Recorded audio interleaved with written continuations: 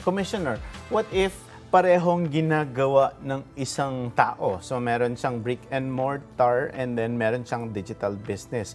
So hindi naman na kailangan magparehistro ng isa for as online seller?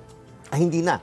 Kasi iisa lamang naman ang registration, ano? Ang registration natin na when you engage in business. So, once you're registered, kasi marami nga po dyan na nauna ang brick and mortar store tapos nag-evolve at pumapasok sa online.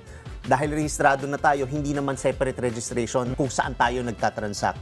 Ang nirerehistro na natin yung negosyo natin. So, ang negosyo natin ay, kunyari, nagbebenta tayo ng mga produkto na yan sa isang tindahan or physical store, tas nagbenta ka rin online, wala na po panibagong registration yan. In fact, pinagbabawal po yan dahil iisa lamang po ang TIN na kinakailangan para sa, kunyari, sa isang individual. Unless iba't ibang korporasyon ang itatayo po natin, pwede rin po yan. Kung gusto nating ihiwalay ang business operation kasi minsan baka ayaw nyong malito na pinag-iisa nyo yung negosyo, gusto nyong mag-separate, pero kinakailangan hindi pwede through sole proprietor yan dahil kapag sole proprietor, individual TIN po yan at ibig sabihin yan, iisang TIN lang ating ginagamit. Pwede kayong magrehistro ng branch dahil minsan kung iba't ibang lugar yan, pwede nyong gawing branch office. Idadagdag lang rin yan, i-update lang doon sa ating registration kung gusto po natin. Pero pwede rin namang hindi na.